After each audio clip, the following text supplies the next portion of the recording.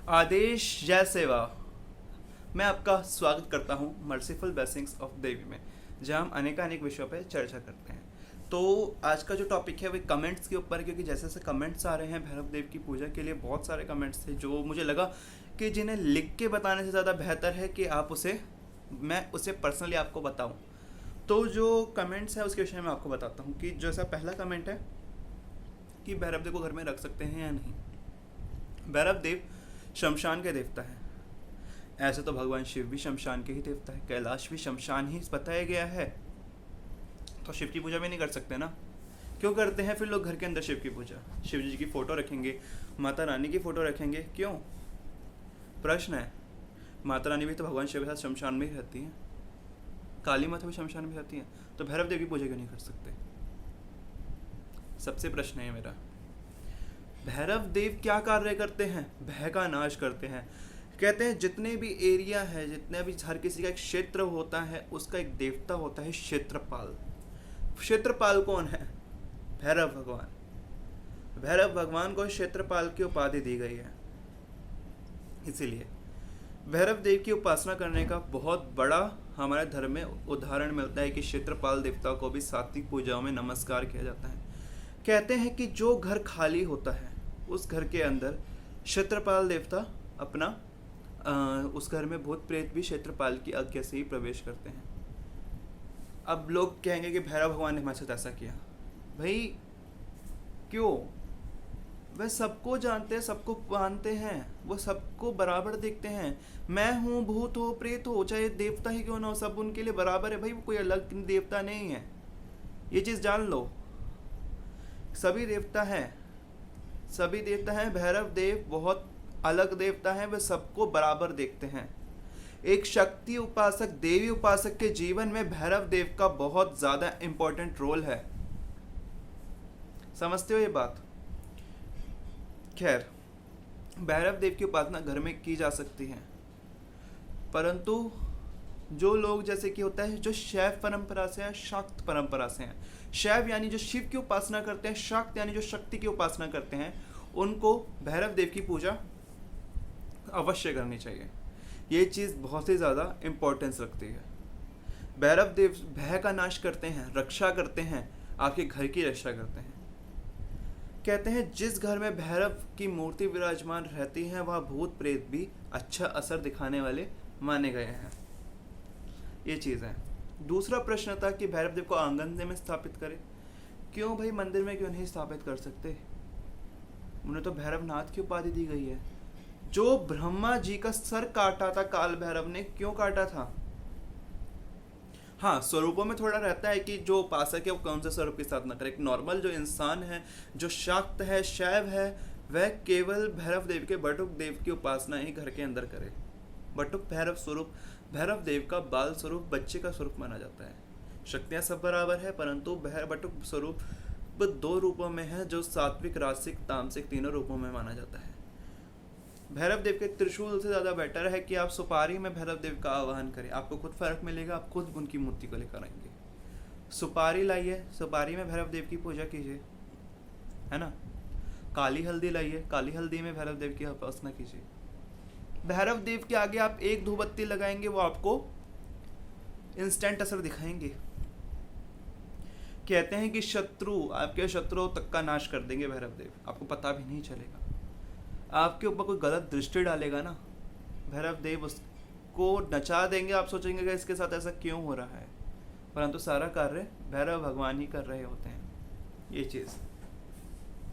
अब बात आती है और भी चीज़ कि बच्चे भैरव देव की उपासना कर सकते हैं। भाई क्यों नहीं कर सकते? भैरव देव पूजनीय है। बच्चों को भैरव देव की उपासना करा के तो देखिए एक बार, इंस्टेंट असर मिलेगा आप लोगों को भैरव देव की पूजा से। इंस्टेंट, बहुत ज़्यादा जल्दी। कि ये क्या हो गया, आप ये सोचेंगे भूत प्रेत का संकट है, होगा घर में, कोई ना कोई होगा। भैरव देव की एक बार पूजा करके देखिए, भूत प्रेत घर के अंदर नाच जाएंगे बुरी तरीके से। कहाँ बचे, कहाँ भागे। ये चीज़ याद रखिए कि भैरव देव को आप निम्न समझेंगे तो वो भी आपको अपनी शक्ति का उदाहरण देंगे। भैरव देव को आप निम्न मत समझिएगा कभी भी। वह बाकी देवताओं की तरह ही बिल्कुल शक्ति संपन्न है, उतने ही पूजनीय हैं।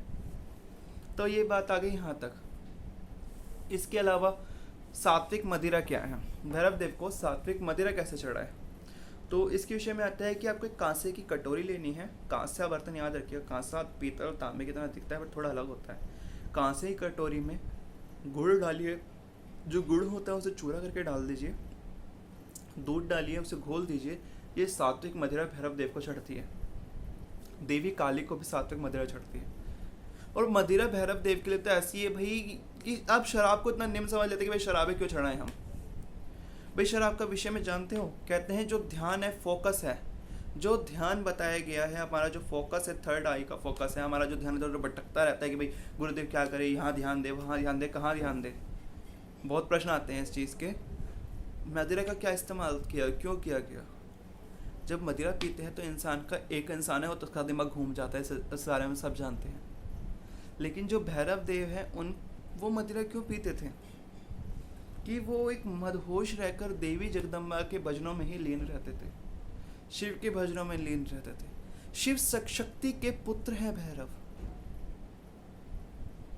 शिव शक्ति के पुत्र भैरव है।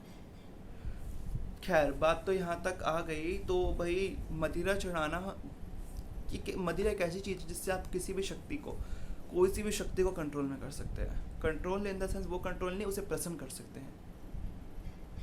अलग, मेरी विधियां बहुत अलग है परंतु प्रामाणिक है और आपको इंस्टेंट असर दिखाने वाली मिलेगी।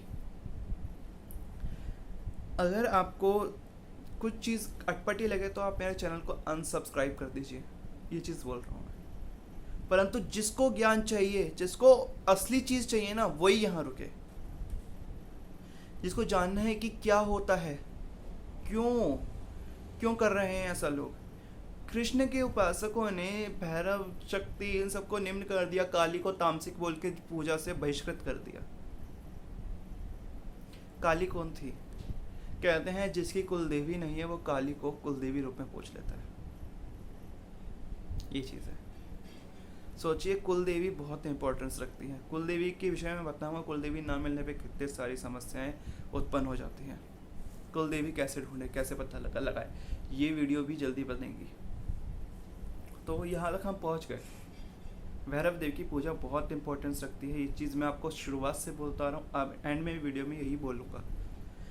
इसके अलावा भैरव देव को जो त्रिशूल है, जो शाक्त है, शैव है, जो साधक है, उपासक है माता जगदम्बा के, वही भैरव देव को के त्रिशूल को घर में स्थापित करिए। भैरव देव की मूर्ति लाने से पहले, फोटो लाने से पहले, अगर आपको चेक करने की भैरव देव क्या करते हैं क्या नहीं करते हैं, इसके लिए आपको सबसे पहले एक सुपारी लेनी है। उसके अंदर भैरव देव का आवाहन करना है कि भैरव देव की प्राण रूपी अग्नि का आह्वान करता हूँ और जीव रूपी अग्नि का आह्वान करता हूँ। इसके अंदर भैरव देव का मूर्तिमान स्वरूप सामने आ जाए जी, है ना। तो ऐसा किया जाता है। ऐसे करने के बाद आपको उसकी पूजा करनी है, आपको खुद ब खुद इंस्टेंट असर दिखने लग जाएगा। आप खुद कहेंगे कि मैंने क्या चीज़ बताई है कि भैरव देव क्यों इम्पोर्टेंस रखते हैं। तो और क्वेश्चंस थे कि भैरव देव की उपासना में क्या क्या, भैरव देव की पूजा में मदिरा का क्या इस्तेमाल था, इसका मैंने उत्तर दे दिया आपको। सात्विक मदिरा कैसे बनती है, इसका भी उत्तर दे दिया। सात्विक मदिरा चढ़ाने की विधि क्या है, इस विषय में बताता हूँ। कि कटोरी थी, जो छोटी कटोरी थी, उसे रखा, या फिर आपको छोटी कटोरी ना मिले तो मिट्टी का पात्र सबसे बेस्ट बताया जाता है। मिट्टी का एक ढोटा, ढक्कन टाइप, डोंगा टाइप, कटोरी टाइप ले लीजिए, उसका चारों ओर से 4 डब्बा बनाइए जल से, उसको भैरव देव को पिलाइए। अगर अग्नि या खप्पर जल रहा तो उसके अंदर उसका हविष्य या फिर स्वाहा कर दीजिए। ये सात्विक मदिरा भैरव देव को चढ़ गई, ये विधि है। खैर, जो वीडियो थी इसमें मैंने आपको लगभग सारी चीज़ें बता दी कि भैरव देव को काले रंग के अलावा लाल रंग प्रिय है, केसरिया रंग प्रिय है। और भी जो प्रश्न है वो मुझे कमेंट बॉक्स में लिख दीजिए, मैं आपको उसके उत्तर अवश्य दे दूंगा। नवरात्रों में मैं कोशिश करूंगा कि मैं आपको काली देवी के विषय में लेकर चलूँ कि काली देवी की जीभ कैसी बाहर निकली रहती है, काली देवी क्या है, काली देव के नेत्र क्या प्रमाण देते हैं, देवी ने की जीभ काली है या लाल है, देवी के स्तन बाहर क्यों है, मतलब कि जो देवी के स्तन हैं वह हमेशा खुले ही क्यों रहते हैं, और देवी नग्न क्यों हैं, देवी शव के ऊपर है, शिव जी जो थे वो लाश क्यों बन गए, ऐसी चीज़ बताता हूँ। आगे चलेंगे, हमारे साथ बने रहिए। वीडियो पसंद है तो लाइक अवश्य कीजिएगा। आदेश।